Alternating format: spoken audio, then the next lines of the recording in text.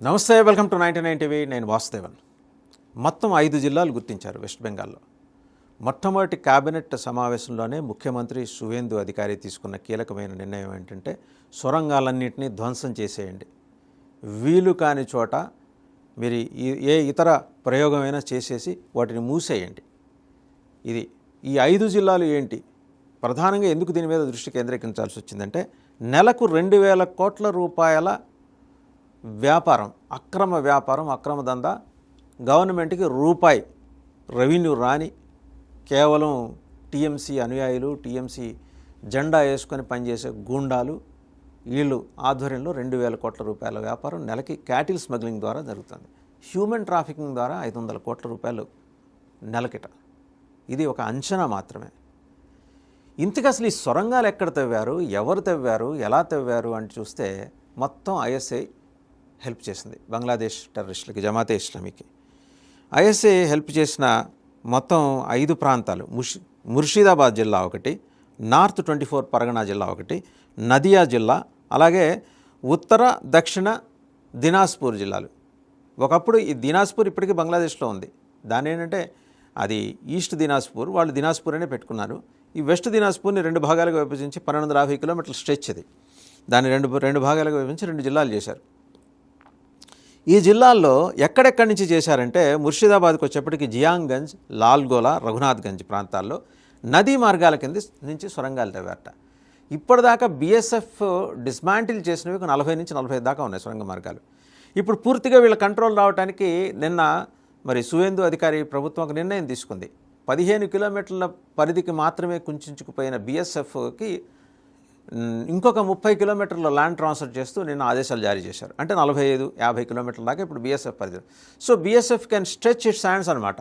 వాళ్ళు మొత్తం జల్లెడ పట్టడానికి ఎక్కడెక్కడ జల్లెడ పడుతున్నారంటే జియాంగంజ్, లాల్గోలా, రఘునాథ్గంజ్ ఈ ప్రాంతాలు 3 కూడా ముర్షిదాబాద్.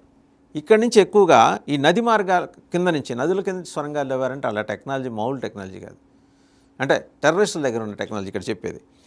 జేఎంబీ మాడ్యూల్స్, జేఎంబీ అంటే జమాతుల్ ముజాహిదీన్ బంగ్లాదేశ్ మాడ్యూల్స్. ఇక్కడ ఒక 4 ఉన్నాయి, 4 బ్రాంచెస్ ఉన్నాయి, బలంగా ఉన్నాయట. నకిలీ కరెన్సీ, ఆయుధాలు, మానవ అక్రమ రవాణా. నదుల వరకు ఏమో చిన్న చిన్న బోట్లలో తీసుకెళ్ళటం, కొంత దూరం నదుల మధ్యలోంచి సొరంగాలు లేవారట బంగ్లాదేశ్కి. అక్కడి నుంచి ఆ సొరంగాల ద్వారా వాళ్ళని చేతులు కట్టేసి బలవంతంగా మహిళలను రవాణా చేయటం, క్యాటిల్ స్మగ్లింగ్ కూడా. మొత్తానికి నెలకి 2,500 కోట్ల రూపాయల ఈ మొత్తం స్మగ్లింగ్ వ్యవహారం అనమాట. ఇదంతా ఎవరి జేబుల్లోకి వెళ్ళింది? దీదన్ రూలింగ్ పార్టీ నాయకుల జేబుల్లోకి వెళ్ళింది. పోలీసులు కిమ్మినాస్తిగా కూర్చోవాలి. తేడాపాడా చేస్తే పెడరెక్కలు విరిచికట్టి వాళ్ళ ఎదురుగుండానే వాళ్ళ ఇళ్లలో మహిళలని, వాళ్ళ పిల్లల్ని బలవంతంగా అత్యాచారం చేసి పక్కకి పంపించటం. ఏది ఇలా కొన్ని సందర్భాలు జరిగినాయి. సాధారణ ప్రజానికానికి ఎక్కువ జరిగినాయి. కొంతమంది పోలీస్ ఆఫీసర్లకు కూడా ఇలాంటి అనుభవాలు ఉన్నాయి. మనం విక్రమార్కుడు సినిమాలో చూసాం ఇలాంటి సంఘటన ఒకటి. సో ఏం చేయలేని పరిస్థితి. ది బెస్ట్ పోలీస్ ఉన్నప్పటికీ కూడా నిస్సహాయులు అయిపోయారు వాళ్ళు. అండ్ ప్రతి దానికి కమిషన్. బంగ్లాదేశ్ నుంచి ఎవరినైనా తీసుకొచ్చి వాళ్ళకి ఆధారు, పాన్ కార్డు అంటే 10,000, పాస్పోర్ట్ అంటే 25,000. అండ్ ఆ తర్వాత ఏంటంటే సంక్షేమ పథకాల్లో ఒక 100 రూపాయలు సంక్షేమ పథకాలంటే ఒక 30% మళ్ళీ వీళ్ళు కమిషన్ ఏజెంట్లకు ఇచ్చేయడం. కమిషన్ ఏజెంట్లు అంటే ఎవరో కాదు, వీళ్ళే, ఈ నాయకులే. అది సిపిఎం అలవాటు చేసింది, టీఎంసీ కొనసాగించి బలిష్టం చేసింది, దాన్ని పరిపుష్టం చేసింది, ఆ దుర్మార్గపు పైశాచిక వ్యవస్థని. ఇదంతా కూడా ఏంటంటే fake counterfeit currency, weapons, human trafficking. ఇది ఈ 3 ప్రాంతాల నుంచి ఉన్న నదీ మార్గాల కింద ఉన్న సొరంగాలు: జియాంగంజ్, లాల్గోలా, రఘునాథ్గంజ్. ఇక నార్త్ 24 పరగనాస్ జిల్లాల్లో ఎక్కడెక్కడి నుంచి అంటే Sandesh Khali,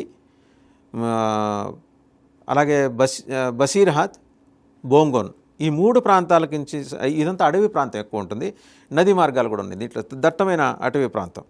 drugs, gold, gun powder smuggling ఇక్కడి నుంచి. చూడండి అసలు మోడస్ ఆపరండి.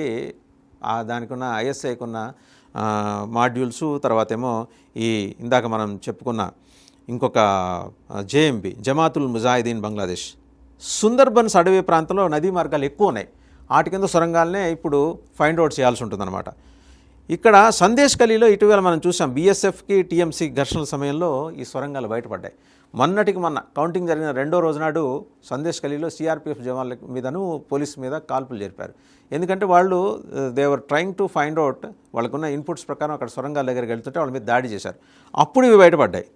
ఇక నదియా జిల్లాకు వచ్చేప్పటికీ చాప్రా, కృష్ణనగర్ ప్రాంతాల్లో చిన్న చిన్న విలేజెస్ ఉన్నాయి. అంటే హార్డ్లీ 100-150 మంది ఉన్నాయి ట్రైబల్ హ్యామ్లెట్స్ అనమాట.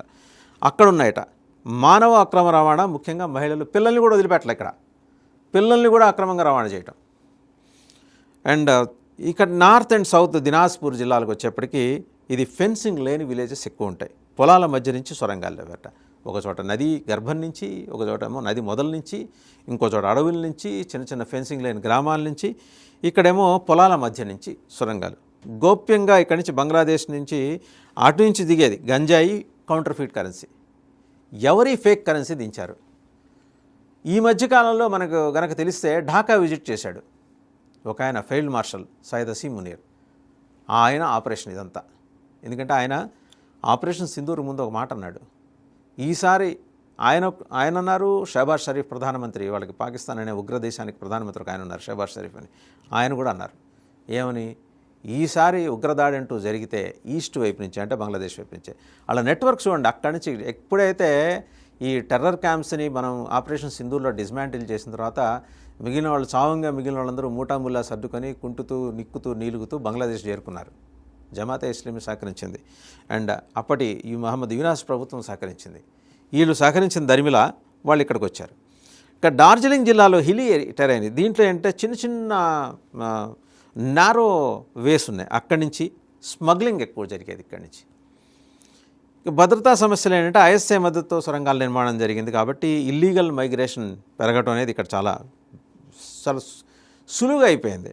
ఇప్పుడు drugs, counterfeit currency, arms smuggling, ఇవన్నీ కూడా స్థానిక ప్రజల్లో భయం, ఒక అసురక్షిత భావన, ఇన్సెక్యూరిటీ. మొత్తంగా ఇప్పుడు కొత్తగా ఫెన్సింగ్ పనులు ప్రారంభమయ్యాయి కాబట్టి మనం అర్థం చేసుకోవాల్సిన విషయం ఏంటంటే పాకిస్తాన్, బంగ్లాదేశ్ వేరు కాదు, రెండు కలిసి పనిచేస్తున్నాయి భారతదేశం విషయంలో. ఎలా ఇబ్బంది పెట్టాలని ఈరోజు ఈ ప్రభుత్వం కనుక మారకపోయి ఉంటే బంగ్లాలోకి చొచ్చుకొని వచ్చి ఉండేవాళ్ళు. మనం ఇందాక చెప్పిన ఎంజేబీ కావచ్చు, లేకపోతే జమాతే ఇస్లామీ కావచ్చు. ఈ రోజుకి కూడా మమతా బెనర్జీ గారు ఆరోపణ చేస్తున్న మాకు 100 నియోజకవర్గాలు అన్యాయం జరిగిందనండి. ఆవిడ చెబుతున్న పేర్లలో వాళ్లే గెలిచారు. ఏది? After sir special intensive revision తర్వాత. బట్ ఇన్ని రకాల దుర్మార్గాల్ని కేవలం 10-15 మంది నాయకులు టీఎంసీ గొడుగు కింద జరిపారంటే ఆశ్చర్యపోతారా? కమ్యూనిస్టు పరిపాలనలో కూడా ఇన్ని దురాఘాతాలు. కమ్యూనిస్టులకు సిగ్గుచేయటనే విషయం ఏంటంటే వాళ్ళకు 100-150 ఆఫీసులు ఈ గవర్నమెంట్ వచ్చిన తర్వాత మళ్ళీ ధైర్యంగా వెళ్ళి వాళ్ళు స్వాధీనం చేసుకున్నారు. వాటిని కూడా తృణమూల్ కాంగ్రెస్ కబ్జా పెట్టేసింది. అది వాళ్ళ పరిస్థితి. ఇవాళ కమ్యూనిస్టులు అలవాటు చేసిన ఈ దౌష్ట్యం, దానికి కొనసాగింపు మమతా బెనర్జీ మెదడులో పుట్టిన వికృత ఆలోచనల కారణంగా టెర్రరిస్టులకి రాచమార్గం పరిచింది బంగ్లాదేశ్ నుంచి. దాన్ని కట్టేలు చేయాల్సిన అవసరాన్ని సువేందు అధికారి సర్కార్ గుర్తించింది కాబట్టి ఇమ్మీడియట్ మెజర్ కింద ఏంటంటే బీఎస్ఎఫ్కి ల్యాండ్ ట్రాన్స్ఫర్ చేస్తూ పరిధిని విస్తరించింది, విశేషమైన అధికారాలు ఇచ్చింది. కనిపించిన వాళ్ళని కనిపించినట్టు, ఒకవేళ వాళ్ళు ఇల్లీగల్గా దాంట్లో ఏమైనా ఇన్వాల్వ్ అయి ఉంటే కనుక, అలాగే ఫండమెంటలిస్టిక్ గ్రూప్స్తో కలిసి పనిచేస్తున్నట్టు అనుమానాలు ఇచ్చిన నిర్దాక్షిణ్యంగా చట్ట పరిధిలో వాళ్ళని తీసుకొచ్చి కోర్టు ముందు నుంచోబెట్టమని చెప్పింది. ఎలాంటి రాజీ పడాల్సిన అవసరం లేదని కూడా చెప్పింది. నిన్నటిదాకా సొరంగాలు లేవు, ఇదంతా ఫేక్ అనే వాళ్ళకి ఇది కరెక్ట్ సమాధానం. సొరంగాలు ఎక్కడున్నాయి, ఇంతవరకు ఎన్ని డిస్మాంటిల్ చేశారు, ఇంకా ఎన్ని డిస్మాంటిల్ చేయాల్సి ఉంది, ఎలా ఐడెంటిఫై చేస్తున్నారు? బీఎస్ఎఫ్కి, ఆర్మీకి, లోకల్ పోలీస్కి, వెస్ట్ బెంగాల్ పోలీస్కి పూర్తి స్థాయి విచక్షణాధికారాలు ఇచ్చిన తర్వాత రిజల్ట్ ఏంటనేది మనకు నెలలో తెలుస్తుంది.